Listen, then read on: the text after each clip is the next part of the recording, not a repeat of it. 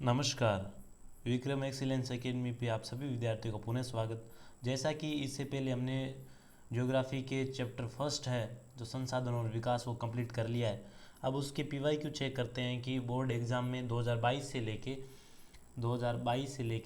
2026 तक कहाँ कहाँ से क्वेश्चन पूछे हैं और कौन से क्वेश्चन पूछे हैं, जो कि हम पढ़ चुके हैं। खैर, जस्ट डिस्कस कर लेते हैं कि कैसे क्वेश्चन पूछे जाते हैं। तो शुरुआत करते हैं। सबसे पहले देखो, एक बार क्वेश्चन पूछा गया था 13 नंबर क्वेश्चन आप जाएंगे तो ये पूछा गया है, गैर नवीकरणीय संसाधन से आप क्या समझते हैं। तो हमने फर्स्ट चैप्टर में एकदम भली भांति प्रकार से जाना था कि गैर नवीकरणीय नवीकरणीय संसाधन किसे कहते हैं, अनवीकरणीय संसाधन किसे कहते हैं। वही है, गैर आप परंपरागत कह लो और गैर परंपरागत कह लो, भलाई चाहे नवीकरणीय कह लो चाहे गैर नवीकरणीय कह लो, एक ही बात है। एक क्वेश्चन पूछा ये। उसके बाद एक बार फिर पूछा इन लोगों ने धारणीय विकास पे कि धारणीय विकास क्या है, सस्टेनेबल डेवलपमेंट क्या है, ये पूछा। उस किताब में साइड में ऊपर परिभाषा दी गई है, तो ये वापस रिपीट भी होगा, क्वेश्चन आगे देखेंगे। उसके बाद फिर उसी एग्ज़ाम में वापस पूछा गया कि संसाधनों के बारे में पूछा वापस, ये रहा कि नवीकरणीय और गैर नवीकरणीय संसाधनों को परिभाषित कीजिए, डिफाइन करिए इनको, renewable and non renewable resources, इनकी परिभाषा पूछिए। और वापस इधर थोड़ा कट गया है, इधर नीचे दिया है देखो आप, कि यदि संसाधन नियोजन करना है आपको तो आप कौन से सोपानों का प्रयोग करेंगे। सोपान यानी कौन से मानदंडों का प्रयोग करेंगे। ये संसाधन नियोजन जो हमने पिछला ही उससे पहले वाले पार्ट में पढ़ा था कि संसाधन नियोजन के क्या क्या सोपान हो सकते हैं, उसके अंतर्गत पढ़ा था। इस इक्वेशन पूछते हैं या तो 2 नंबर का या 1 नंबर के 2-3 पूछ लेंगे, या 2 नंबर का एक पूछ लेंगे, तो इज इक्वेशन पूछे जाते हैं।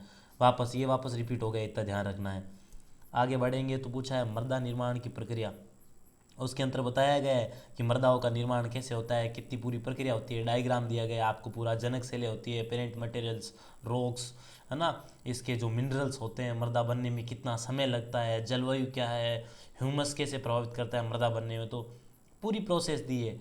ये शायद 2 नंबर का पूछा, आपको जो जस्ट बता देना कि ये कारक है, इससे मृदाएँ बनती है, इतना ही बताना है। जस्ट उस किताब में इतना ही दिया है, ज़्यादा दिया नहीं है। आगे बढ़ते हैं। आगे बढ़ेंगे तो वापस एक क्वेश्चन वहीं से वापस पूछा है कि कृषि वर्ष में एक से अधिक बार बोया गया तो ये सकल कृषि क्षेत्र कहलाता है, बोए गए को कहा जाता है। ये भी उसमें दिया गया है, जो भू उपयोग प्रारूप है जिसमें कि भूमि का उपयोग कहाँ कहाँ होता है, उसके अंतर्गत दिया गया है। इसी क्वेश्चन है, पूछते भी हैं, बहुत बार पूछ भी सकते हैं आगे भी। आगे बढ़ते हैं। ये मैं इस एक चैप्टर से आए उनकी बात कर रहा हूँ और वापस रिपीट होंगे लगभग। फिर आ गया मृदाओं से क्वेश्चन कि जलोढ़ मिट्टी की रासायनिक विशेषताओं और घटकों की पहचान करें। तो identified the chemical characteristics and components of alluvial soils. तो इसके बारे में आपको इसकी विशेषता बतानी है। सरल है ये भी कि किन से बनी है, रासायनिक कौन से तत्व हैं, फास्फोरस की मात्रा है, किसकी मात्रा इसके अंतर्गत ज़्यादा है, घटक कौन से हैं। नदियाँ जब पहाड़ों से नीचे मैदान में उतरती है तो यहाँ अपने साथ एलुवियल सॉइल जो लाती है वो लाती है।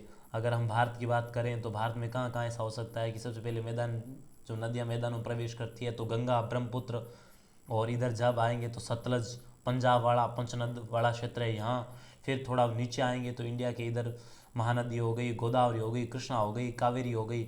यहाँ जब नदियों के डेल्टा हैं, यहाँ जब नदियाँ समुद्र में अपना जल विसर्जन करती हैं, यहाँ डेल्टा बनाती है, जहाँ जहाँ नदियाँ चलती है वहाँ एलुवियल सॉइल पाई जाती है। बस इतना याद रखना, इजी है, ये भी आराम से कर सकते हैं।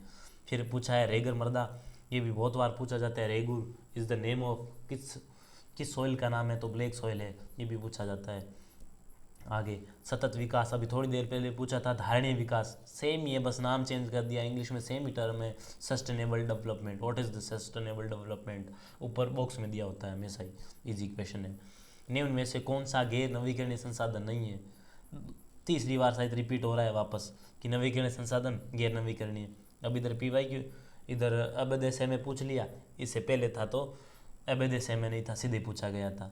तो आप याद रखना, इजी क्वेश्चन है ये भी, ठीक है, आराम से कर सकता है। आप वापस पूछा था इस बार बांगर क्या होती है, सबको मालूम है, पुरानी जलोढ़ से जो मैदान निर्मित होते हैं बांगर होता है। अगले साल पूछ ले खादर क्या है। इजी चैप्टर है, आराम से कर सकते हैं। और इस चैप्टर को इस नज़रिए से मत पढ़िए कि एग्ज़ाम में पूछेंगे, उसमें बहुत सारे क्वेश्चन ऐसे हैं जो कम्पिटिटिव एग्ज़ामों में पूछे जाते हैं, भर्ती परीक्षाओं में बहुत सारे पूछे जाते हैं। तो उस तरीके से पढ़िए और थोड़ा ध्यान से इसका एनालिसिस करिए। चलिए अगला चैप्टर पढ़ाएंगे तो उसके बाद अगले चैप्टर की सीरीज़ आएगी। तब तक के लिए धन्यवाद।